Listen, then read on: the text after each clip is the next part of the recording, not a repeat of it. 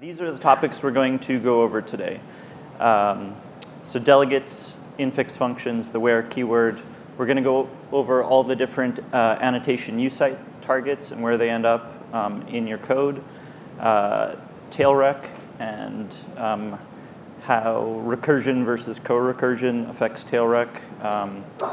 I was going to actually cut sealed classes and in and out and covariance and contravariance, thinking that it's out of all these things, that's the thing that people may have seen before. But I got two specific requests yesterday to talk about covariance and contravariance, so I left them in.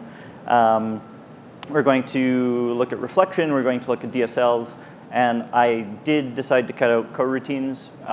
This is a lot of subject matter to go through in 40 minutes, and I figure I can't do coroutines justice in a couple minutes. Christina Lee did a fantastic talk yesterday about coroutines. I suggest you go watch that video when it comes out. It was very good. The target audience for this talk, if you've seen none of these, this talk will probably go over your head. If you've seen all of them, obviously you're not going to get anything from it. If you've seen a quarter to half of these, you're probably in that sweet spot for this talk. You'll go away with learning something new. If you're in those tail ends of that graph and don't think you'll get anything from this, these are the other talks that are happening.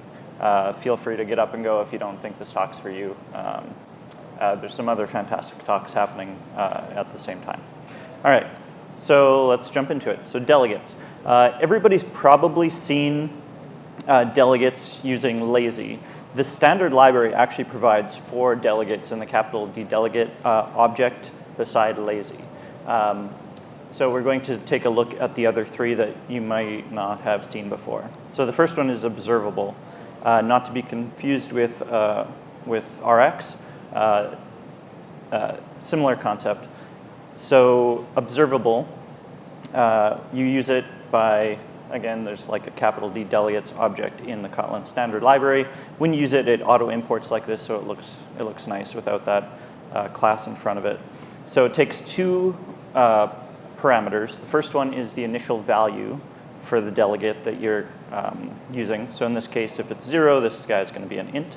And the second parameter is a lambda that will get called every time the value changes.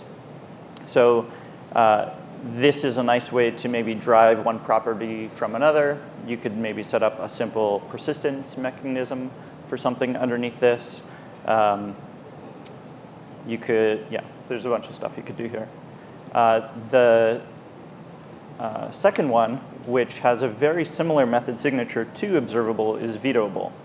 So again, it takes an initial value as the first parameter. The second parameter, the same signature of lambda. The difference here is that lambda returns a Boolean. So if that Boolean is false, the value won't change. So very easy way to make some sort of validation mechanism for your objects. Within this lambda body, you could also modify things outside of this. So you could have some sort of like validation errors class. If this thing isn't set, you could modify your validation errors, return false, and then the value won't change. The third one is probably the easiest one to understand. It's just called not null, and you give it the type. If you try and touch that value before you set it, you get an illegal state exception. So the question, what's the difference between this and just doing a late init? So late inits can't happen on primitive types. So if you were to try to do late init var age of type int, you'll get a compiler error that you can't do late init on primitives. So this is a nice way to get around that if you need to. All right, so if you need to create your own delegates, the mechanism to do that is fairly simple. You have to provide a get value method if you want to provide values for vals, and if it's a var, you also have to provide a set value method. So, but delegate isn't an interface. These are operators in the same way you've probably seen operators to create like your own. So if you do like operator fun plus in a class, that overrides the actual arithmetic plus in your class. This is the same concept. The standard library, however, does provide 3 different interfaces to make making these delegates easier so that you don't screw up the method signature. So I recommend you use these for that reason, plus if somebody comes across them, it's easier to see the docs and know what's happening. So these are called read-only property, read-write property, and observable property. The first one is for vals, the second and third are for vars. So a very simple implementation of using read-write property would be something like this. So you can see we have the get and set value methods. The 2 generic types on read-write property, I have any and t. So t is obvious, it's the type of the thing, or the type of the variable you're going to set. The first one's a little more confusing. It's the thing containing your property or where your property is used. So for example, if you wanted this property to only be used in maybe a fragment, that would say fragment. And then this delegate couldn't be used on variables that are not living inside of a fragment. So in most cases, any is OK there. There are some cases where you want something more specific. Again, I can drop off that interface because it's not actually required. And then instead of overloads, these just become operators. And this class functions the exact same way as the previous one does. This is sort of nice in that if you look at how lazy's implemented, it doesn't use these interfaces. It actually provides an extension method on lazy called getValue. So that's how that works out of the box. So that's another way you can make these things if you want to. Very simple implementation of using read-only property instead of read-write property. You'll see the set value just goes away. Observable property isn't actually an interface. It's an abstract class that implements read-write property for you. And it provides the set value out of the box that you can change if you want. But what it does is it calls methods that you can optionally overwrite called before change and after change. And this works the same as vetoable, where if before change, if you have your version of this return false, then the implementation that's set for you in set value will make it so the value doesn't change. And again, after change just gets called after the value is changed. And if you look at vetoable in the standard library, it actually just makes one of these.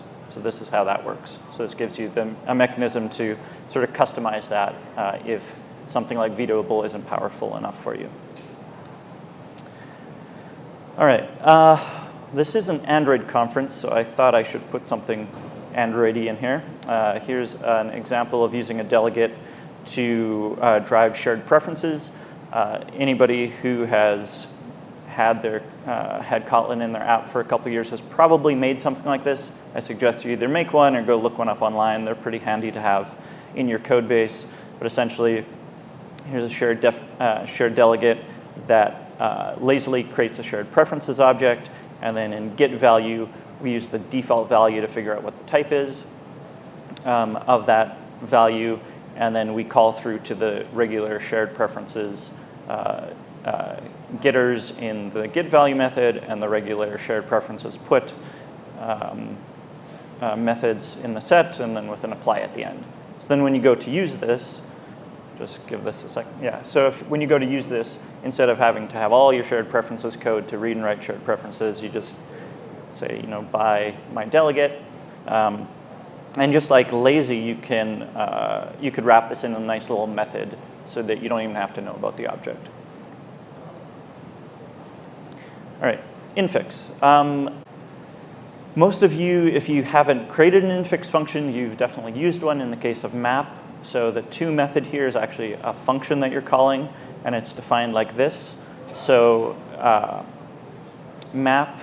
So instead of calling the two methods like this, you could call them with a dot operator, and the map of method actually just takes a var args of pairs. So that's how this all fits together. There are many other infix methods in the standard library. In a couple slides, I'm actually going to go through all of them. And so like down to is one example.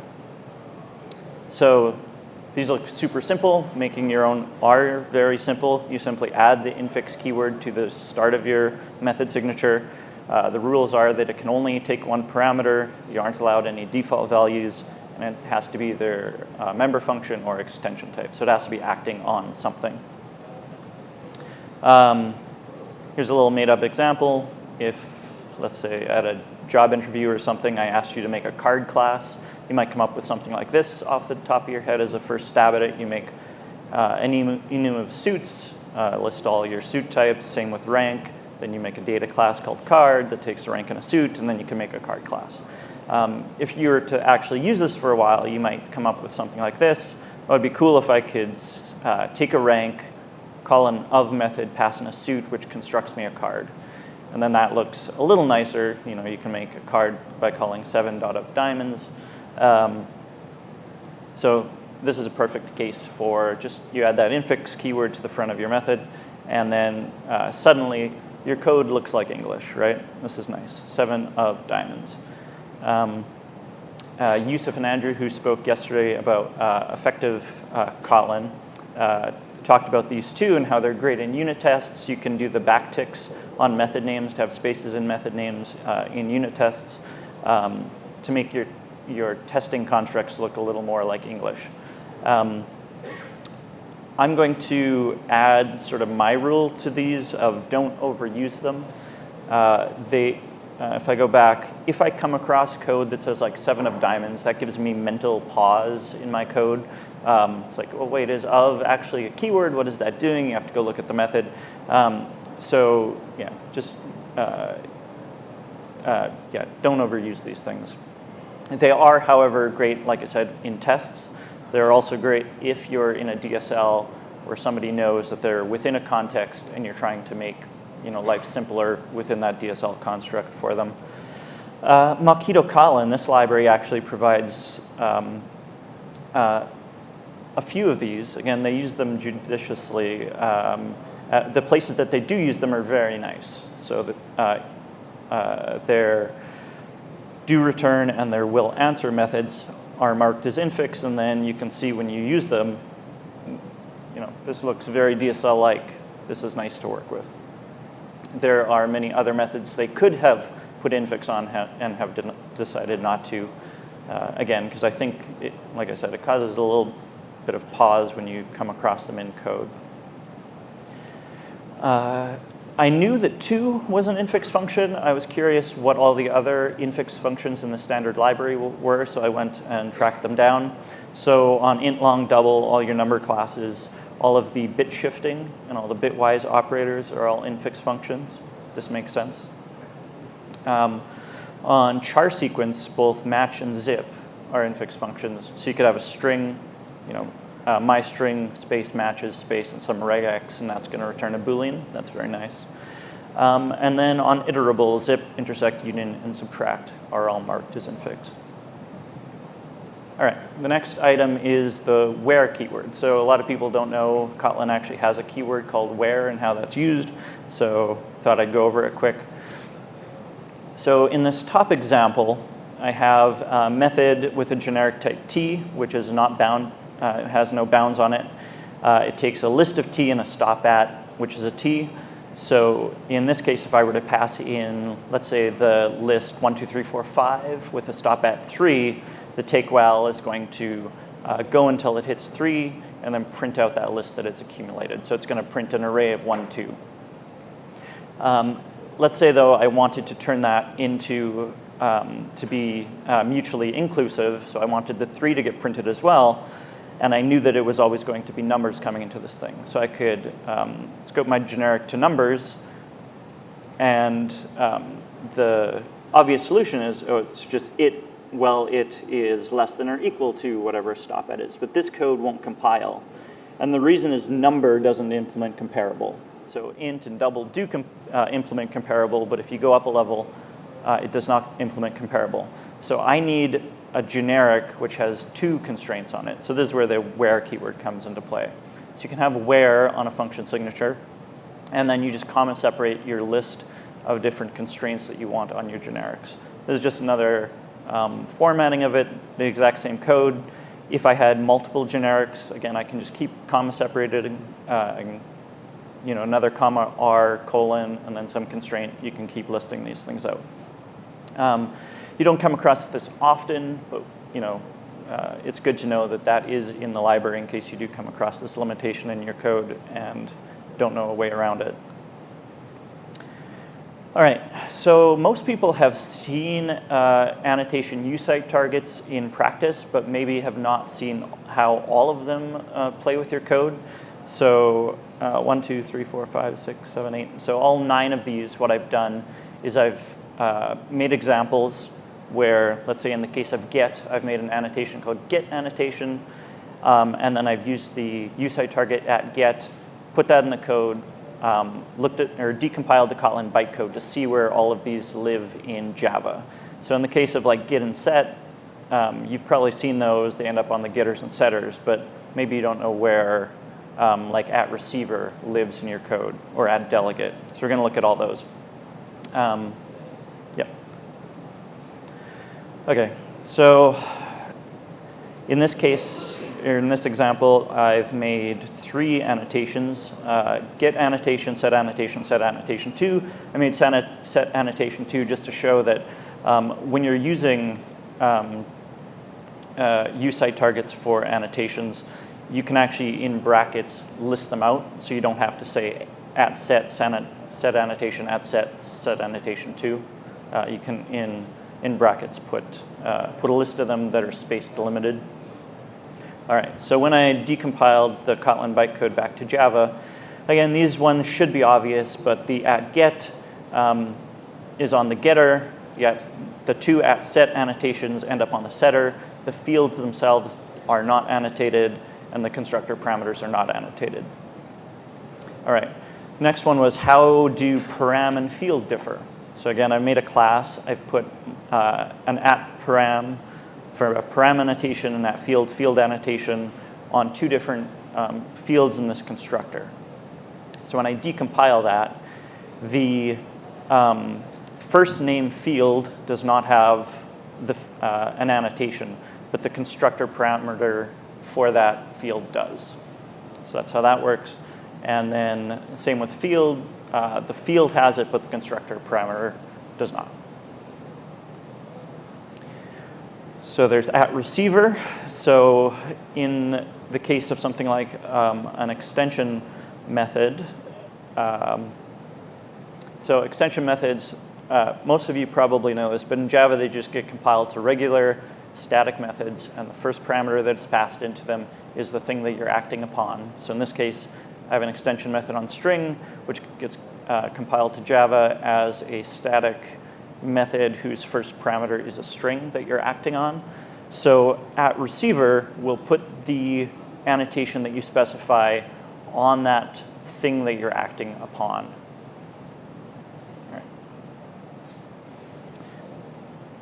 All right. So there's at property, and the docs for this say that these are not visible within Java. So I couldn't decompile to Java source like I did the other ones. So what I did in this example is I made a class that had a constructor property and a regular property. I put this at property annotation on both of them, and then I used reflection to go and see what things are actually annotated. So in the first for loop, I reflectively get all of the member properties for this class, and then I'm printing out the annotations for them. In the second loop, I get the primary constructor, get the parameters for it, and print out all the annotations for it. As you can see in the output, the first loop will print out the annotations, the second one does not. There is an at delegate. I was wondering how that compares to the getter. So I've added at delegate annotation and at get to the same variable that's driven by a delegate. The output, you can see that the getter will have the at get annotation, but the private field, who is of type delegate that you have created, is the thing that gets the delegate annotation. There's a set param annotation, so I wanted to see how that compared to the regular at set annotation. So the setter, as we saw before, gets the set annotation, and the parameters to the setter are the things that gets the set param annotation. All right, so that was all about annotation USIT targets. Now tail recursion. So there's a tailrec keyword in Kotlin that you can put on the start of a method, and it turns regular recursive code into regular looping code so that you're not bound by the size of your heap, so that you can give it an infinitely long list of things and it'll continue to process. Unlike with a regular recursive function, you can get a Stack Overflow exception. But sometimes when you add the tailrec keyword to something, you'll get IDE warning that there's no tail call site found. So I'm trying to explain sort of what that means. So there's the difference between recursion and co-recursion, and Kotlin can only turn co-recursive functions, can sort of do this unwinding on it. So just like a quick summary, and then we'll see some examples which will hopefully drive it home for you. So a recursive function is something like you have, learned in school, continually calls itself. It has to finish its calculation before it can return a value. So this is limited by the heap size. A co-recursive function, on the other hand, is called recursively, but each step is evaluated at the moment it happens. So it's actually building up a value, and it could return at any point in time. And I put a little tip here. Sometimes it's easy to turn a recursive function to a co-recursive function if you think about solving it backwards. You'll see that. So in the case of a simple recursive factorial function, in math, 5 bang is equal to 5 times 4 times 3 times 2 times 1, which is 120. So the first stab at this, solving this recursively, you would probably put together code like this. If I've hit 1, I'm done, return n. Otherwise, I times my input by, and then I recursively call the function with the next value. So if you were to expand this out, you can see that every iteration actually has to happen before I can return. Right? I could mentally take that factorial and replace it with the next value, the next value, the next value, and then it's done, and then the thing can actually return. If I solve this co-recursively instead, this would be an implementation of that. So again, I'm solving it a little bit backwards. So I maintain my own total. When next is 1, then I'm finished. Otherwise, I call this function recursively. I pass in the next value, and I pass in the total that I've maintained. So if I add tailrec to both of these things, you'll see the first one actually gives you a lint warning that says that this is marked as tail recursive, but no tails can be found. The second one doesn't provide a warning. And if I, again, decompile the Kotlin bytecode back to Java, you'll see the first one, even though it has a tailrec keyword, doesn't do anything. It's still recursive. The second one, the compiler was able to unwind and just turn into a regular while loop, which is more performant. Second example, just to drive it home, here is implementation that keeps lopping off the last value of a string. Here's a recursive version of that. Here's a tailrec or a co-recursive version of that I can put tailrec on. So again, I'm keeping my own output list. Otherwise, the code is fairly similar. And a very common construct here is because in most cases, you have to provide that output value that you accumulate yourself, is to use a inner function and wrap it in an outer function with a nicer method signature so that the calling site doesn't actually have to give you your initial state. All right. I am going to very quickly go over sealed class, or I'm going to skip over sealed classes because I want to get to the other stuff and give it sufficient time to cover. Hopefully everybody's seen this. If not, here's like the 20-second version. You can turn an enum into a sealed class that looks something like this. It's nice because in the case of a when statement, it has to be exhaustive, just like they are for regular enums, but not for classes. They can have very deep structures if you need to have deep structures. This is something from our actual code that returns a billing result. Ours is a little more complicated, but something like this, right? So nested CL classes, and they're nice where they're used because you get something like this. If my response is billing result.failure.api and it's a known error, then I can work on that. So that's very sort of nice to see in your code. Yeah, all right. So that's a very quick look at CL classes. Essentially, enums on steroids. If you haven't seen them, definitely go check them out. They're very powerful. All right. So I came across this putting this presentation together, the fact that there are some overloaded keywords in Kotlin. For example, as can be used to rename an import or to do casting on a type. So does anybody have a guess what the most overloaded keyword in Kotlin is? No guesses? All right. It's the word in. So in can actually be used in 4 different ways. So looping in ranges in the when statement, and can also be, this leads to my next topic, can be used to mark values as covariant. So like I said, I was going to cut this, but I was specifically asked to talk about variance because some people don't, I guess, get it after they've seen it a couple times. So I'm trying to take a different approach to this. Instead of talking about variance, we're going to talk about just in and out for a second and forget everything else. So if you have a class that can only give you things, you can add out to its generic type. If you have a class that can only take things, you can add into its type. Hopefully that's super, super simple. This is much better than Java. In Java, you had extends and super, and it got a little weird and hard to remember. Kotlin's version, hopefully this is like, oh yeah, something can only output values, I can add out to the generic type. Same with in.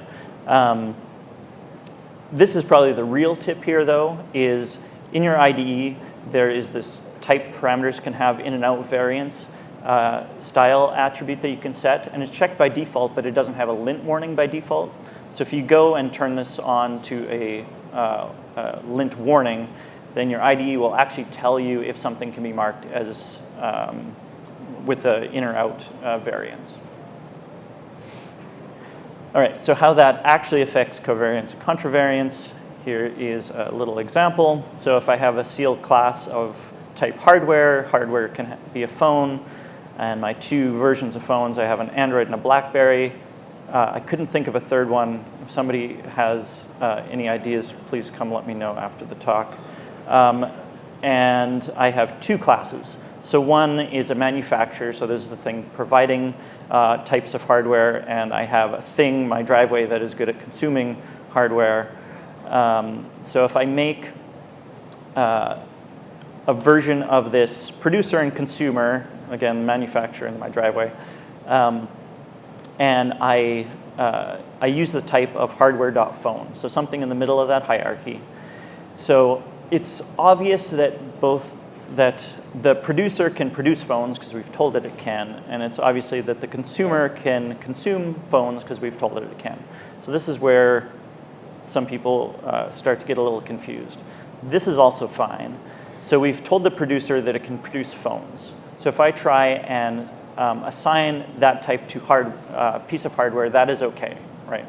Hardware is a phone. If I tell the consumer to consume an Android phone, that is also okay. It knows that it can consume a phone, and Android is a type of phone. But what is not okay, where the variance comes in, is that the producer doesn't know for sure that the thing that it's returning is Android, because it's farther down in the stack. It knows it's returning a phone, but it could be returning a different type of phone. So unless you do a specific cast on this, that's not going to compile. And then the inverse is true for the consumer. It knows that it can consume a phone. It doesn't necessarily know that the piece of hardware that you give it is a phone. There might be something else in under that hierarchy that you're giving it that's not a phone. So if you need to do these, you have to do unsafe as casts on those things. So that's it. Hopefully, if variance was a little confusing to you before, hopefully that made it make sense. All right, reflection. So everybody's probably seen this because we have to do this in a couple places where you have to pass a capital C class to something in Java. That double colon is a reference operator.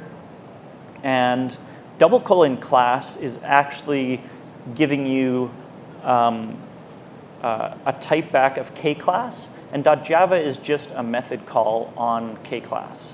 So that's how that works. There's no magic going on here. You're using regular language contracts to get to the Java class. So this is what k class looks like. And if you used reflection in regular Java, these are all this very similar methods that you have in capital C class in Java. Ways to see if it's final, if it's open. You can see the members, you can see the annotations, the constructors. This has some Kotlin specific stuff, like to see if it's a seal class or if it's a data class. You'll see this k class extends 3 different interfaces. The first 2 are those where the overridden, the members and annotations, that's where those methods are defined. And the third one's just a marker interface, it's empty. You'll see that the Java thing isn't in here though, right? There's no .java that I can call. So that's actually set up as an extension function on k-class in the standard library. And that is the full body of that method. All right, so we've seen k-class, but this is the whole hierarchy of reflective types in Kotlin. And this, if you look at it for a second, it actually makes a lot of sense. Classes, callables, and parameters can all be annotated. Functions and properties are all callable. Functions can have multiple parameters. Getters and setters are functions, and of course, mutable properties are properties. So a quick look at using one. So again, here's a demo class that I've made with a simple method. I can get a reference to that method using the double colon operator. So that will be a k property, and then I can actually call it. So here's a more advanced example. So from the class, I could get the primary constructor, which is a k function, and I can get the properties on that. I'm going to get the first property. From the property, I'm going to call .getter to get the getter. I'm going to get the setter. And then I could call through to those things reflectively. Never do that. That's terrible. However, you might, so the standard library does sometimes throw k property at you, and sometimes it's OK to use as well. So here's the observable delegate that we saw at the very start of the talk. I glanced over what the first parameter in that lambda that you pass to it is. It's actually a k property. And that's how, within the lambda, you can reflectively get data on the thing that you're acting upon. So in this case, the max count variable.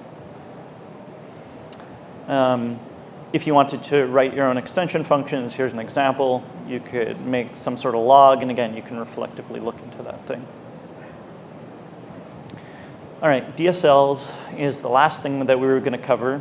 I've seen a number of talks about DSLs, and they can be a little confusing because you get into the details of the thing that you're trying to implement more than the actual constructs of how to make the thing. So I'm going to start with that, just the constructs of how to make them, and then we'll transition that into how that applies to a real DSL. All right, so we've seen infix functions. The second important part, so again, infix functions are great in DSLs where you can remove the parentheses on a method call. Lambdas with receivers are the second sort of thing that makes DSLs in Kotlin makes them possible. So if you've never created your own Lambda with receiver, you've definitely used one. So the with method in Kotlin uses a Lambda with receiver. So in use, when I call with and I pass in some object, now within the body of the Lambda that I pass to it, I can act on the thing that I passed in without using it or some variable name. I'm just acting on the thing that I've wrapped around with. The second thing is just same example, but using something other than string builder. So how do you make Lambda with receivers? It's very simple. Here's a regular Lambda body. You've seen this before. So this Lambda takes a string builder and returns a unit. And then in the method body, I'm just going to call that Lambda and pass in a new string builder. So if I want to turn this into a Lambda with receiver, all I do is I take that type and I move it out of the parentheses and put a dot before it. It's very simple. Everything else stays the exact same. So this is how with is implemented, and this is how they can make it so you don't have to use .it. So here's where they're used from. You can see the first version, I actually have to accept the string builder as a parameter, but the second one, I can just act upon it. If you need to have a Lambda that takes multiple arguments, again, just the thing that you're acting on just gets pulled out of the parameter list and put before the parentheses and a dot before it. That's it. And then, again, use like this. I don't have to accept that string builder as my first parameter in the second case. So how does that apply to DSLs? So here's a very simple DSL. All right, so I have a thing1, which has a function called t1 that is going to have a Lambda with receiver, which takes a thing2. A thing2 has a t2 Lambda with receiver with thing3, and a thing3 has a done method. Then I made this top-level method called makeThing, which is going to return a thing1. All right, so now if you look at, let's say, thing2, for example, I can call things on thing3 without having a reference to them. So that means that with this nice little tree structure, I can make something like this, right? So I make thing, which is a thing1, I call t1, but now I can call t2, even though I don't have to reference t2. And I can keep going down this hierarchy. So this is how you can easily make a DSL in Kotlin using Lambda with receivers. I can make this look a little nicer. I can make these extension functions. It's a little easier to sort of visually grok what's going on here. And now, hopefully, we can make the jump of, all right, I'm just going to replace these with something useful, right? Same code. So hopefully, if you've looked at a DSL talk before and didn't really know what was going on, hopefully this has made it a little more clear. And again, you can expand this out and expand this out as far as you want. All right, we only got a minute left.